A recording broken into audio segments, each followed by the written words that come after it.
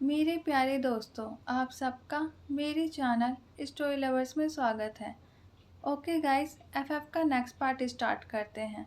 Last part में हमने सुना था वांगजी जैसे ही वापिस ऑर्फनेज आया था, उसने सबसे पहले विंग को ढूंढना स्टार्ट किया था। अब आगे वांगजी ने विंग को पूरे ऑर्फनेज में ढूंढा, लेकिन विंग वांगजी को कहीं नहीं मिला।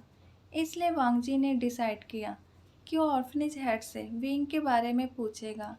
ये सोचकर उसके कदम ऑर्फनेज हेड के ऑफिस की तरफ बढ़ गए। कुछ ही समय में वांगजी ऑर्फनेज हेड के ऑफिस के बाहर खड़ा था। उसने हेड से परमिशन मांगी ऑफिस के अंदर आने के लिए, और ऑर्फनेज हेड ने भी खुशी से वांगजी को परमिशन दे दी। ऐसे भी ऑर्फनेज हेड वांगजी को बहुत पसंद करते थे। वांगजी ने अंदर आते ही हेड से विंग के बारे में पूछा। जैसे ही हेड ने सुना वांगजी विंग के बारे में पूछ रहा है, कुछ समय के लिए उनके चेहरे का रंग ही बदल गया। वो अच्छे से जानते थे कि वांगजी विंग के बहुत ज़्यादा करीब है, और वो वांगजी को सच बताकर दुखी नहीं करना चाहते थे। इसलिए उन्होंने जल्दी से अपना चेहरा नॉर्मल किया। ऑर्फनेज हेड के एक्सप्रेशन इतनी जल्दी चेंज हुए थे कि वांगजी ने कुछ भी नोटिस नहीं किया। ऑर्फनेज हेड ने एक बड़ी सी स्माइल के साथ कहा, वांगजी, मुझे तुम्हें एक खुशखबरी सुनानी है। वांगजी ऑर्फनेज हेड की बातों को ध्यान से सुन रहा था। वो इंतजार कर रहा था कि हेड अपनी बात को कंप्लीट करे। हेड ने कहा, विंग को एक बहुत ही अच्छी फैमिली ने अडॉप्ट कर लिया है। वो उसका पूरा ख्याल रखेंगे। जैसे ही वांगजी ने हेड की बात सुनी, उसके पूरे शरीर में करंट की एक लहर सी दौड़ गई। उसका विंग उससे मिले बिना जा चुका था। वांगजी ने अपनी बढ़ती धड़कनों को कंट्रोल किया और फिर हेड से पूछा, सर, क्या आप मुझे बता सकते हैं कि विंग को किस फैमिली ने गोद लिया है? मैं उससे मिलना चाहता हूँ। हेड ने कहा, सॉरी बेटा, पर मैं आपको कुछ नहीं बता सकता, क्योंकि ऐसा उनकी नई फैमिली नहीं चाहती। उन्होंने अपनी पहचान बताने के लिए मना किया है। वांगजी का चेहरा बहुत ज़्यादा फीका पड़ चुका था। उसकी आंखों के किनारों पर आंसू की कुछ बूंदें थी, जो वांगजी को बिना बताए उसकी आंखों से निकल गई थी। वांगजी ने अपने कांपते होठों से कहा, सर, क्या आप मेरी एक मदद कर सकते हैं? हेड ने कहा, बोलो ना बेटा, अगर मेरे बस में हुआ तो मैं ज़रूर तुम्हारी मदद करूँगा। वांगजी ने एक झूठी स्माइल के साथ कहा, सर, मैं इस ऑर्फनेज में नहीं रहना चाहता। क्या आप मुझे कहीं और भेज सकते हैं? अगर मैं इस ऑर्फनेज में रहूँगा तो मुझे विंग की बहुत ज़्यादा याद आएगी, और मैं अपना ध्यान किसी भी काम में नहीं लगा पाऊँगा। सर, अगर हो सकता है तो मैं आज ही यहाँ से जाना चाहूँगा। ऑर्फनेज हेड ने वांगजी से कहा, तुम अपना सारा सामान पैक कर लो, मैं तुम्हारे जाने का इंतज़ाम करवाता हूँ। मैं तुम्हें आज शाम को ही भेज दूँगा। वांगजी ने ऑर्फनेज हेड को थैंक यू कहा और ऑफिस से बाहर चला गया।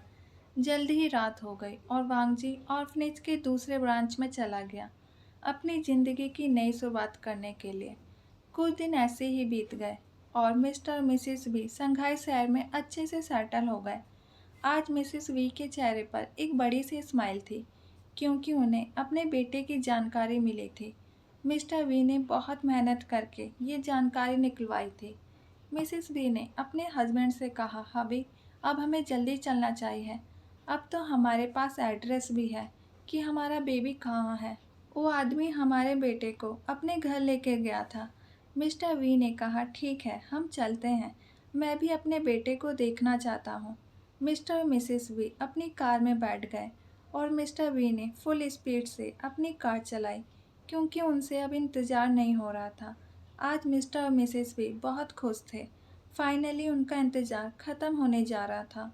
वो अपने बेटे से मिलने वाले थे। कुछ ही समय में उनकी कार एक बहुत बड़े से मैंशन के आगे रुकी। मिसेस वी की खुशी छुपाई नहीं छुप रही थी। मिस्टर और मिसेस वी कार से बाहर निकले और गेट कीपर के पास गए। मिस्टर वी ने गेट कीपर से कहा, क्या हम मिस्टर लैन से मिल सकते हैं? मिस्टर वी को पता चला था कि विंग गलती से मिस्टर लैन की कार में बैठ गया था और मिस्टर लैन उसे अपने घर लेकर चले गए थे। गेट कीपर ने कहा, क्या मैं जान सकता हूँ कि आप कौन हैं, ताकि मैं मिस्टर लैन को इन्फॉर्म कर सकूँ? मिस्टर वी ने अपनी और मिसेस वी की पहचान बताई। संघाई शहर में कुछ ही दिनों के अंदर मिस्टर और मिसेस वी फेमस हो गए थे, क्योंकि उनका बिजनेस ऊंचाइयों को छू रहा था। गेट कीपर कुछ ही समय में परमिशन लेके आ गए। मिस्टर लैन भी मिस्टर वी से मिलना चाहते थे ताकि वो अपना बिजनेस और एक्सप्लोर कर सके। मिस्टर लैन को ये नहीं पता था कि मिस्टर वी कोई बिजनेस की नहीं बल्कि अपने बेटे की बात करने आ रहे हैं। मिस्टर और मिसेस वी मेंशन के अंदर चले गए। उन्हें बहुत ही इज्जत के साथ मिस्टर लैन के पास ले जाया गया। मिसेस वी की निगाहें पूरे मेंशन में अपने बेटे को ढूंढ रही थी। मिस्टर लैन ने बहुत ही आदर के साथ मिस्टर और मिसेस वी को बैठने के लिए कहा। मिस्टर लैन ने एक स्माइल के साथ कहा, मैं आपकी कैसे मदद कर सकता हूँ? मिस्टर वी के बोलने से पहले ही मिसेस वी बोल पड़ी, मिस्टर लैन, सिर्फ आप ही हमारी मदद कर सकते हैं। मिस्टर लैन को इस बात का मतलब बिल्कुल समझ नहीं आ रहा था। आखिर वो कैसे सामने बैठे कपल की मदद कर सकते हैं? ऐसा लग तो नहीं रहा कि ये कोई बिजनेस की बात करने वाले हैं। फिर भी मिस्टर लैन ने कहा, मिसेस बी, आप बताइए आपको क्या मदद चाहिए? अगर मेरे हाथ में हुआ तो मैं आपकी मदद करने की कोशिश करूँगा। मिसेस बी ने कहा, मेरा बेटा आपके पास है, प्लीज़ मुझे मेरा बेटा वापस दे दीजिए। मिस्टर लैन ने कहा, मिसेस बी, मैं आपकी बातों को समझ नहीं पा रहा। आप कहना क्या चाहती हो? मेरे पास आपका बेटा है? इसका क्या मतलब है?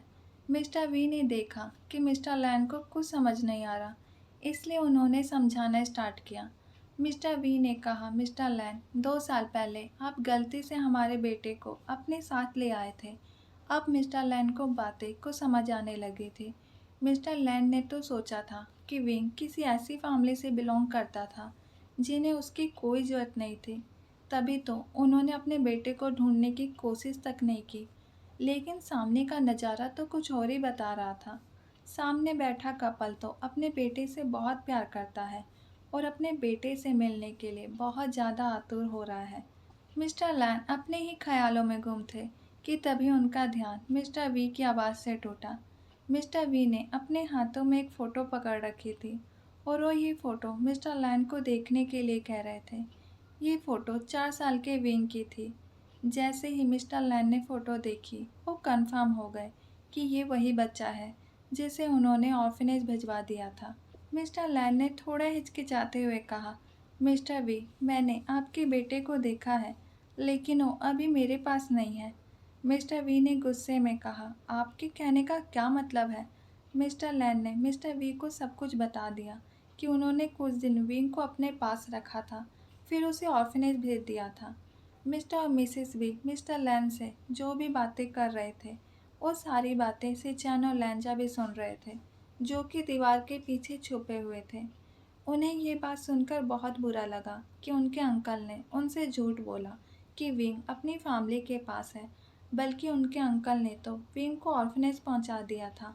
लैंजा और सिचैन के मन में उनके अंकल की इज्जत बहुत कम हो गई थी। मिसेस वी का हाल भी कुछ अलग नहीं था। उन्हें भी मिस्टर लैन पर बहुत गुस्सा आ रहा था, लेकिन वो मिस्टर लैन से कुछ कह भी तो नहीं सकती थी। आखिर ये उनकी मर्जी थी कि वो विंग को सहारा नहीं देना चाहते थे।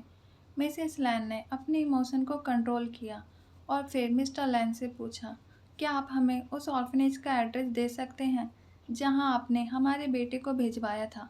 मिस्टर लैन ने शर्मिंदा होते हुए कहा, मिसेस बी, आप मेरे साथ चलिए, मैं आपको खुद वहां लेके जाता हूँ।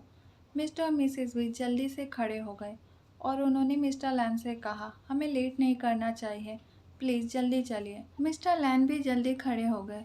वो वी फैमिली की मदद करना चाहते थे। इसका एक कारण ये भी था कि वो वी फैमिली से दोस्ती करना चाहते थे, इसलिए वो दिल से चाहते थे कि विंग उन्हें वापस मिल जाए ताकि वी फैमिली उनसे नाराज़ ना हो। कुछ ही घंटों में तीनों ऑर्फनेज हेड के ऑफिस के अंदर बैठे थे और विंग के बारे में पूछ रहे थे। ऑर्फनेज हेड ने भी हिचकिचाते हुए सारी सच्चाई बता दी और एक बार फिर मिस्टर और मिसेस वी की उम्मीद टूट गई। लेकिन उन्होंने अंदर ही अंदर मिस्टर लैन से दुश्मनी कर ली। उन्हें लग रहा था कि ये सारी गलती मिस्टर लैन की है। उन्होंने उनके बेटे को एक ऐसे ऑर्फनेज में भेज दिया जो अपनी जिम्मेदारियां भी नहीं संभाल सकता। इसलिए मिस्टर और मिसेस वी अपने दिल में मिस्टर लैन के लिए नफरत लिए हुए उस ऑर्फनेज से चले गए। इधर मिस्टर लैन ने अपने दिल में कहा, शायद मैंने एक बार फिर किसी बच्चे को उसके पेरेंट्स से अलग कर दिया। मिस्टर लैन ने अपने मोबाइल में एक फ़ोटो खोली जिसमें एक कपल ने बड़े प्यार से अपने छोटे से बेटे को गोद में ले रखा था। मिस्टर लैन ने फ़ोटो देखते हुए कहा, मुझे माफ़ कर दो मेरे भाई, मैं तुम्हारे बेटे को खोज नहीं पाया। मैंने बहुत ढूंढने की कोशिश की, बस मुझे इतना पता चल पाया कि तुम्हारा प्यार इस दुनिया को छोड़ के जा चुका है, लेकिन तुम्हारे प्यार के निशाने का कुछ अता पता नहीं। मुझे पता है ये सब मेरी गलती है। मैंने तुम्हें तुम्हारे प्यार के साथ खुश रहने नहीं दिया।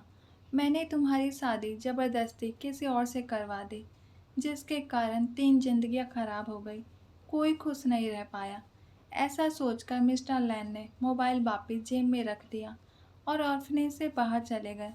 समय किसी के लिए नहीं रुकता, इसलिए समय अपने रफ्तार से चलता रहा और ऐसे ही 12 साल और बीत गए। विंग और लैंजा 18 साल के हो गए। वांगजी 25 साल का हो गया। यानली 24 साल और जियांगचेंग 22 साल का हो गया था। सिचैन 24 साल के हो गए थे। इन 12 सालों में सब कुछ ठीक चला, लेकिन विंग, जो कि अब वुजियान के नाम से जी रहा था, क्योंकि उसे इन सालों में कुछ भी याद नहीं आया था, बहुत ही कंफ्यूज और थोड़ा दुखी भी था, क्योंकि उसे उसकी मॉम का प्यार नहीं मिला। उसे कभी भी समझ नहीं आता था कि उसकी मॉम उसके बड़े भाई और बहनों से तो बहुत प्यार करती थी, लेकिन वो उसे हमेशा इग्नोर क्यों करती थी, जैसे उसके जीने और मरने से उन्हें कोई फ़र्क नहीं पड़ता था। ओके गाइस, आज का पार्ट यहीं रखते हैं। Bye, thank you.